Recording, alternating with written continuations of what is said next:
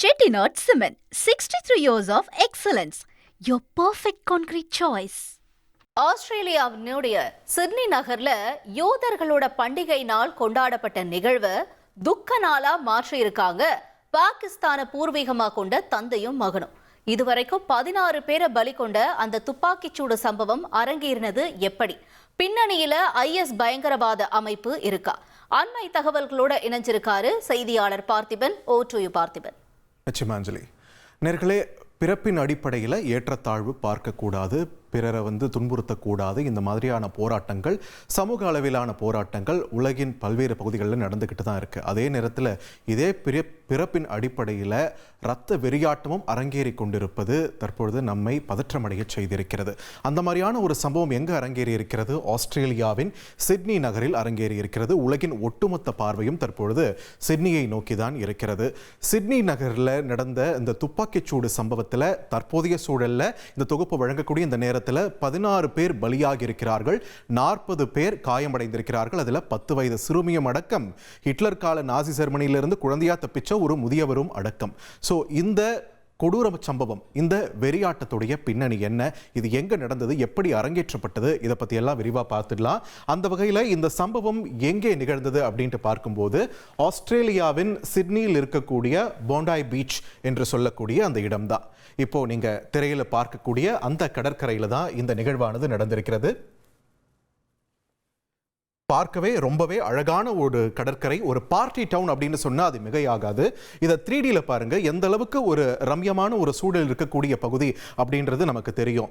சுற்றியும் நீல நிற கடலால் சூழப்பட்டு இந்த நகரம் எந்த அளவுக்கு ஒருங்கே ஒரு கலர் ரீதியாகவும் சரி, இன்ஃப்ராஸ்ட்ரக்சர் ரீதியாகவும் சரி, எந்த அளவுக்கு ஒரு அழகிய நகரமாக இருக்கிறது அப்படின்றத பார்க்க முடிகிறது. சம்பவம் நடந்த இடம் இந்த பாண்டி பீச். இந்த போண்டாய் பீச்சில் தான் நடந்திருக்கு. இப்போ நாம திரையில பார்க்குறோம் இல்லையா, ஒரு கட்டடம் நம்ம கண்ணுக்கு தெரியுது. இந்த கட்டடத்தில் தான் நிறைய இந்த கம்யூனிட்டி ப்ரோக்ராம்ஸ் இதெல்லாம் நடத்தக்கூடிய இடம். அப்படியே கீழே வந்தீங்கன்னா இந்த ஒரு பார்க் ஒன்று தெரியுது இல்லைங்களா, இந்த ஆர்ச்சர் பார்க்குன்னு சொல்லுவாங்க. இந்த பார்க்கில் தான் அங்கே சிட்னி நகரில் இருக்கக்கூடிய யூத குழுக்கள் ஒரு கொண்டாட்டத்திற்காக குழுமி இருக்கிறார்கள். கிட்டத்தட்ட 1000 யூதர்கள் குழுமி இருந்து அந்த கொண்டாட்ட நிகழ்வில் தான் 2 நபர்கள் நுழைகிறார்கள். அவங்க நடத்திய வெறியாட்டத்தின் முதல் காட்சிகள் நேற்று வெளியாகி பரபரப்பு ஏற்படுத்தியது. நீங்களும் அதை பார்த்துருங்க.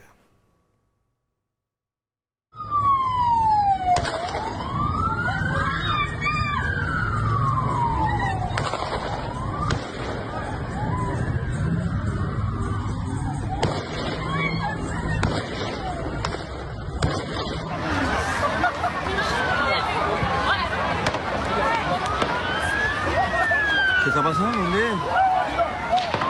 Alicia, escucha, Alicia, porque me pasa algo. Algo está pasando, pero no sé qué.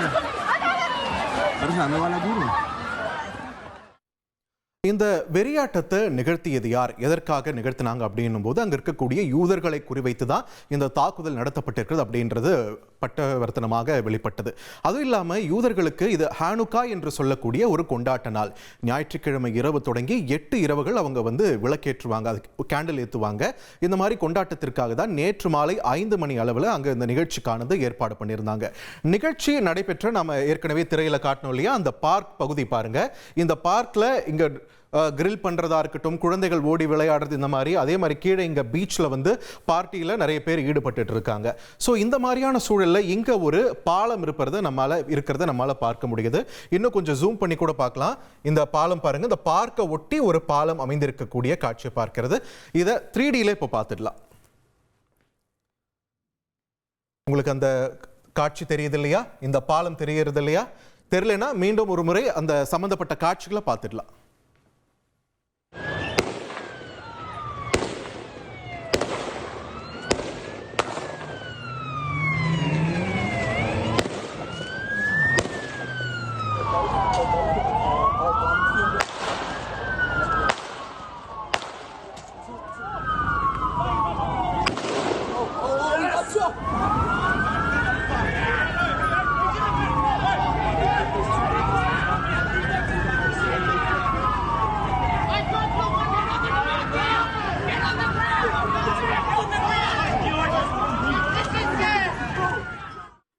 ரத்த வெறியாட்டம் ஆடிய தந்தை மகன் 2 பேரும் தான் இந்த சம்பவத்தில் ஈடுபட்டிருக்காங்க அப்படின்றது தெரிய வந்திருக்கு. இப்போ நம்ம திரையில் பார்க்கக்கூடிய இந்த பாலத்தின் மீது இருந்து இங்க பார்க்கில் இருக்கக்கூடிய நபர்களை குறி வச்சு துப்பாக்கி சூடானது நடத்தியிருக்காங்க. ஒரு பக்கம் இந்த பாலத்தில் இருந்து பார்க்க நோக்கி துப்பாக்கிச்சூடு நடத்தப்பட மகன் இந்த பக்கம் துப்பாக்கிச்சூடு நடத்துகிறாரு. இன்னொரு பக்கம் அவருடைய தந்தை இந்த பக்கம் துப்பாக்கிச்சூடு நடத்திட்டு இருக்கார். பார்க்கிங்ல இருக்கிறவங்களையும் தாக்கிட்டு இருக்காங்க. 50 வயது சாஜித் அக்ரம் 98லேயே இங்க ஆஸ்திரேலியாவில் வந்து செட்டில் ஆனவர். இங்க தான் அவருக்கு அவருடைய மகன் நவீத் அக்ரமும் பிறக்கிறாரு. 24 வயதான நவீத் அக்ரம் ஆஸ்திரேலியாவில் சிட்னியிலே பிறந்து வளர்ந்தவர் என்றாலுமே மேற்படிப்புக்காக பாகிஸ்தானுக்கு அனுப்பி வைக்கிறாங்க. பாகிஸ்தானை படிப்பை முடிச்சுட்டு திரும்ப வந்தவர் ஆரம்ப காலகட்டத்திலே, இன்னும் சொல்ல போனால் ஒரு 6 வருஷத்துக்கு முன்னாடி சிட்னி போலீசாரால சந்தேகத்திற்குரிய குழுவோடு இணைப்பில் இருக்கிறார் அப்படின்ற பட்டியலிடப்பட்ட ஒரு நபராகவும் இருக்கிறார். அதனாலவே அவரை கொஞ்சம் க்ளோஸா வாட்ச் பண்ணிட்டு இருக்காங்க. அந்த காலகட்டத்தில் தொடர்ச்சியாக நாட்கள் போக போக போக அவர் அந்த சர்வைலன்ஸ்ல இருந்து கொஞ்சம் ரிலீஸ் ஆகியிருக்காருன்னே சொல்லலாம். இந்த நிலையில அவருடைய ரேடிகலிசமும் இன்னொரு பக்கம் தொடர்ந்துகிட்டே இருந்திருக்கு. அது மட்டும் இல்லாம தன்னுடைய தற்காப்புக்காகன்னு சொல்லிட்டு துப்பாக்கிக்கான லைசன்ஸும் வாங்கி வச்சிருக்காரு நவீத் அக்ரம். இந்த நிலையில தான் நவீத் அக்ரமும் அவருடைய தந்தை சஜித் அக்ரமும் இந்த வெறிச்செயலில் ஈடுபட்டிருக்காங்க. சிட்னி நகர்ல 1000 பேர் குழுமி இருந்த இடத்துல இவங்க 2 பேரும் நடத்திய இந்த துப்பாக்கிச்சூடு பல உயிர்களை பலிவாங்கி இருப்பதோடு பல நபர்களை காயமடைய வைத்திருப்பதோடு அங்க இருக்கிறவங்களை வந்து வாழ்நாள் முழுக்க அந்த நாளை மறக்க முடியாத மாதிரி மாத்திருக்காங்க என்றே சொல்லலாம். இந்த நிலையில இவங்க இருவர் பத்தின பல்வேறு தகவல்கள் வெளியாகிட்டே இருக்கு. அந்த வகையில் இங்க சிட்னி நகர்ல இருந்து இதனுடைய புறநகர் பகுதியில் தான் அவங்க வாழ்ந்துட்டு இருந்திருக்காங்க. பக்கத்து வீட்டில் இருக்கிறவங்கள பெருசா தொல்லை பண்ணாத அமைதியான ஒரு குடும்பம்னு தான் சொல்றாங்க. அப்படி இருந்துமே இவங்களுக்கு பின்னணியில இப்படி ஒரு சம்பவம் போயிட்டு இருக்கிறதா அப்படின்ற ஒரு அதிர்ச்சியை தற்பொழுது ஏற்படுத்தி இருக்காங்க. குறிப்பாக நவீத் அக்ரமை பொறுத்த வரைக்கும் அவருடைய வாகனத்தில் இருந்து வெடிகுண்டுகள் கண்டெடுக்கப்பட்டிருக்கின்றன. IS பயங்கரவாத அமைப்புடைய கொடியும் கண்டெடுக்கப்பட்டிருக்கிறது. என்னதான் IS பயங்கரவாத அமைப்பு இப்போ இல்ல, அதை முடிச்சு கட்டிட்டோம் அப்படின்னு சொல்லிட்டு வீரவசனங்கள் இந்த பக்கம் மேற்குலக நாடுகளால அமெரிக்காவால பேசப்பட்டாலுமே அந்த அமைப்பின் ஆதரவாளர்கள் வேறு வேறு வடிவங்களில் இன்னும் செயல்பட்டு தான் கொண்டிருக்கிறார்கள் என்ற ஒரு அச்சத்தை மீண்டும் இந்த சம்பவம் மேலோங்கி இருக்கிறது. இந்த நிலையில தற்பொழுது இந்த துப்பாக்கிச்சூடு சம்பவம் அரங்கேறிச்சுல அவருடைய தந்தை இந்த பக்கம் கார் பார்க்கிங்கில் இருக்கக்கூடிய நபர்கள் மீது துப்பாக்கிச்சூடு நடந்த போது ஒரு ஹீரோ உதயமாகிறார் களத்தில். அந்த காட்சிகளை முதல்ல பார்த்துடலாம்.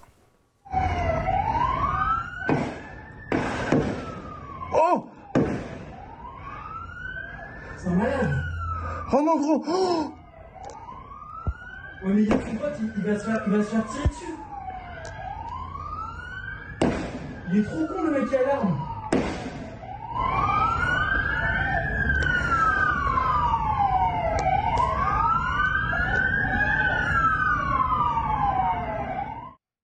இப்போ நீங்க திரையில் பார்த்த அந்த நபர், அந்த வெள்ளை டிஷர்ட் அணிஞ்சிருக்கக்கூடிய நபருடைய பின்னணியும் தெரிய வந்திருக்கிறது. சிரிய நாட்டிலிருந்து ஆஸ்திரேலியாவுக்கு வந்து குடியேறிய அஹமத் அல் அஹமத் என்ற நபர் தான் அவர்.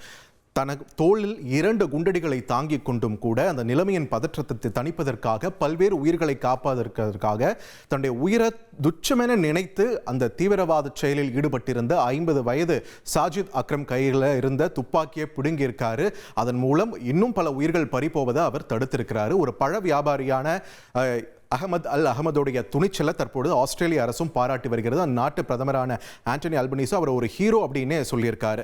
இந்த நிலையில ஒரு பக்கம் காயமடைந்திருக்கக்கூடிய ஆண்டனி அல்பனீஸ் தற்போது ஊனமடைந்திருப்பதாக சில தகவல்கள் வந்திருக்கு. அவருக்கான உதவிகளை ஏற்பாடு செய்வதற்காக ஆஸ்திரேலிய அரசிடம் கோரிக்கையும் போயிட்டு இருக்கு. இன்னொரு பக்கம் இந்த தீவிரவாத செயலில் ஈடுபட்ட இந்த 2 பேர்ல தந்தையான சஜித் அக்ரம் சுட்டுக் கொல்லப்பட்டிருக்கிறார். நவீத் அக்ரம் 24 வயதான நவீத் அக்ரம் பல்வேறு காயங்களுடன் மருத்துவமனையில் சிகிச்சை பெற்று வருகிறார். அதே நேரத்தில் பலி எண்ணிக்கை மேலும் உயருமோ அப்படின்ற ஒரு அச்சம் இன்னொரு பக்கம் போயிட்டு தான் இருக்கு.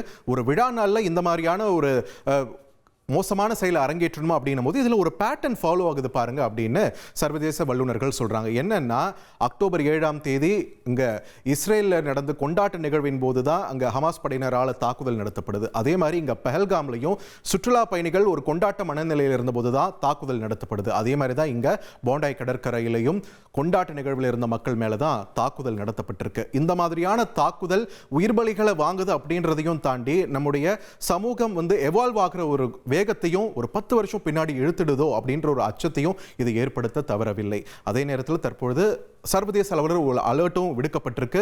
இந்த சம்பவத்தில் இவங்க 2 பேர் தான் ஈடுபட்டிருக்காங்கன்னா இவங்களுக்கு பின்னணியில் வேற யாரேனும் இருக்கிறார்களா, IS கொடி கைப்பற்றப்பட்டு இருக்கிற நிலையில வேறு யாரேனும் ஸ்லீப்பர் செல்கள் போல செயல்பட்டு கொண்டிருக்கிறார்களா, இந்த மாதிரியான விசாரணை தொடர்ந்து நடந்து கொண்டிருக்கிறது.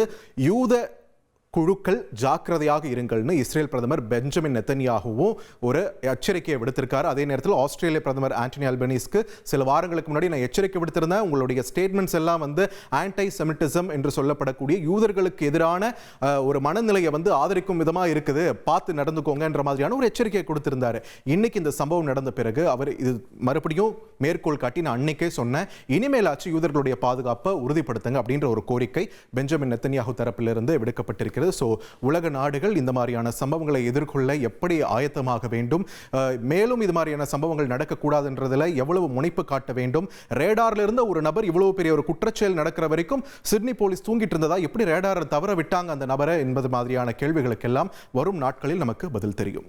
தொடர்ந்து செய்திகளை வழங்க இணைகிறார் அஞ்சலி. Chettinad Cement, 63 years of excellence. Your perfect concrete choice.